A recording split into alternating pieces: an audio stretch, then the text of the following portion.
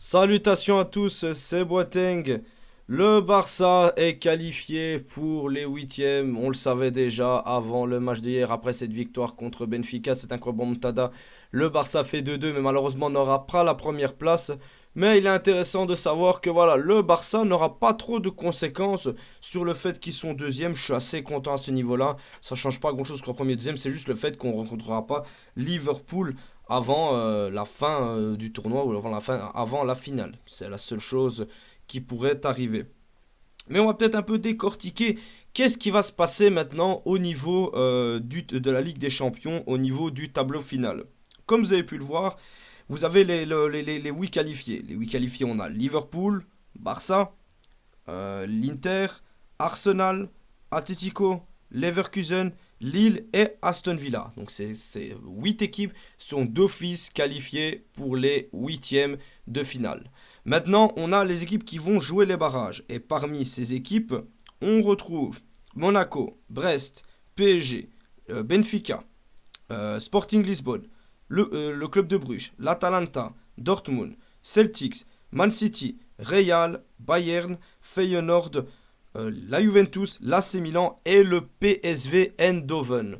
Donc, parmi tous ces, donc, on a du 9e jusqu'au 24e. Parmi ces équipes, il va se jouer les barrages. Et entre les barrages, il va y avoir donc un tirage au sort. Donc, si on regarde le premier groupe qui concerne le Barça, on a Brest et Monaco qui peuvent soit tomber sur Benfica ou le PSG. Concernant le Sporting Lisbonne et Bruges, ils peuvent soit tomber sur l'Atalanta ou Dortmund.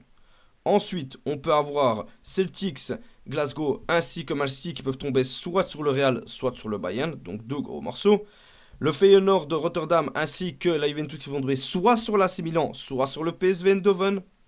Et c'est tout, hein, voilà, c'est tout. C'est tout ce qu'on a. Attention, les équipes d'un même pays peuvent tomber l'un contre l'autre. Donc, comme vous avez vu, le PSG va soit tomber sur une équipe française, donc soit sur Brest, soit sur Monaco. Et pareil pour la Juve qui pourrait tomber sur l'AC Milan. Donc, on va avoir comme de grosses rencontres pour ces matchs de barrage.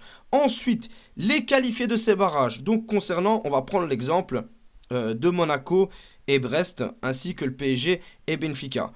Une de ces deux équipes va soit tomber contre Liverpool, donc la gagnante du barrage, va soit tomber contre Liverpool ou le Barça. Je vais déjà pronostiquer, pour d'office ce sera le PSG et Benfica si tout se passe comme prévu. Le PSG va soit tomber contre Liverpool, soit contre le Barça. On va sûrement tomber contre un PSG-Barça. Ensuite, on a le même schéma pour le Sporting Lisbonne ou Bruges qui pourrait tomber soit contre l'Atalanta ou Dortmund. Et un de ces deux gagnants tombera soit contre Lille, soit contre Aston Villa. Donc la logique, voilà. Moi je pense que ce sera Dortmund et l'Atalanta qui passeront. Ensuite, pour les plus gros morceaux, on peut avoir soit le Real ou le Bayern qui pourrait tomber soit contre le Celtic ou Man City. Et un de ces du gagnant tomberait soit contre l'Atlético Madrid, soit contre Leverkusen. Donc il y a des chances qu'on se retrouve avec déjà un derby de Madrid dès les huitièmes. Ou un derby allemand aussi dès les huitièmes au cas où le Bayern passerait. Et à la fin, on a soit Rotterdam et la Juve qui pourraient tomber contre l'AC Milan ou le PSV. Et le gagnant tomberait soit contre Arsenal, soit contre le Milan. Donc on pourrait avoir le scénario incroyable de la Juve qui joue contre le Milan et le gagnant qui tombe contre l'Inter. Donc on aurait deux équipes italiennes qui seraient déjà dehors dès les huitièmes parce qu'elles s'entretueraient entre elles. Mais on aurait dans tous les cas une équipe italienne en quart de finale. Et c'est l'un qui intervient à les quarts de finale où on a le Barça ou Liverpool ou le PSG ou Benfica. On va faire voilà comme ça. Moi je pense c'est Liverpool et Barça qui passeront.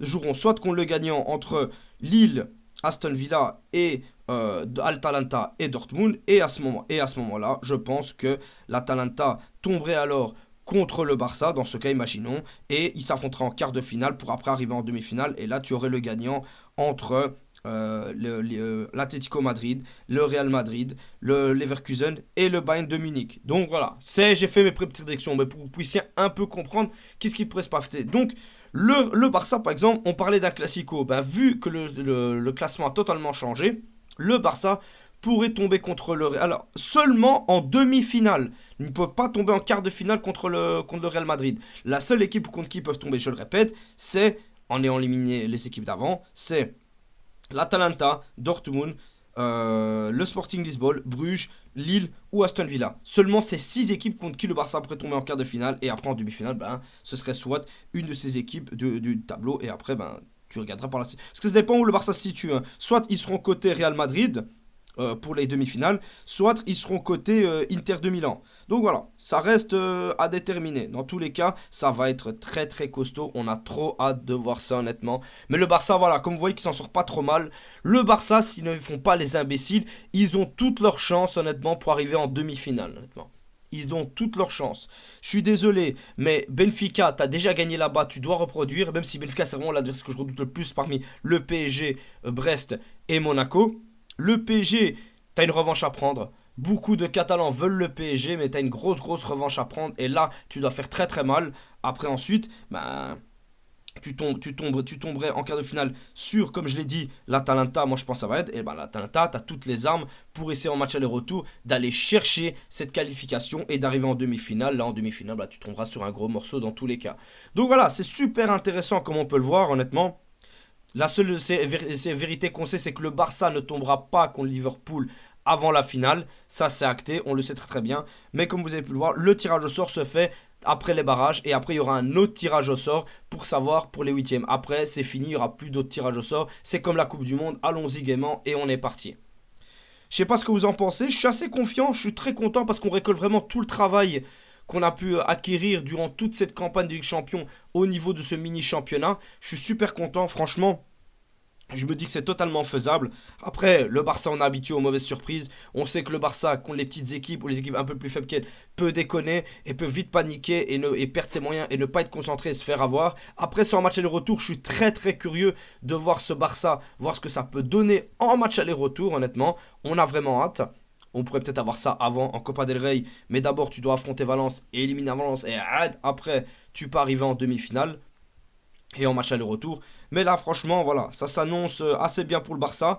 Ça ne veut rien dire sur qui tu tomberas. Tu dois gagner, peu importe c'est qui. Mais bien évidemment, tu as des adversaires qui sont plus prenables que d'autres. Mais les exploits en Ligue des Champions, on en a déjà vu plein, énormément. Donc tout est possible. Il faut que le Barça reste concentré. Mais le Barça a fait le taf, tout comme Liverpool. Ces deux équipes ont quand même le parcours le plus facile. De l'autre côté, c'est un peu plus carnage. Tu sais que tu vas avoir un gros morceau dans tous les cas. Mais Lille, Aston Villa, je prends tous les jours avec grand plaisir. L'Atalanta, avec plaisir. Dortmund, avec plaisir. De l'autre côté, quand tu sais que tu peux te taper du Inter, Arsenal, AC Milan, Juve, Real, City, Bayern, je suis bien content de ne pas avoir ça de mon côté.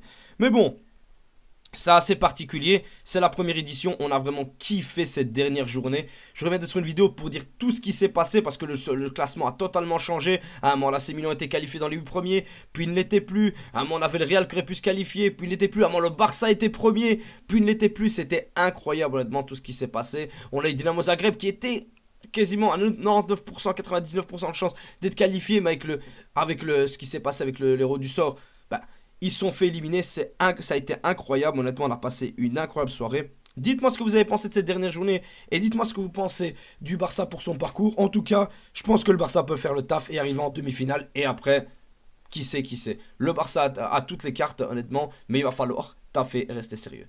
Enfin bref les amis, je vous remercie pour l'écoute, on se retrouve pour une prochaine vidéo et Visca Barça.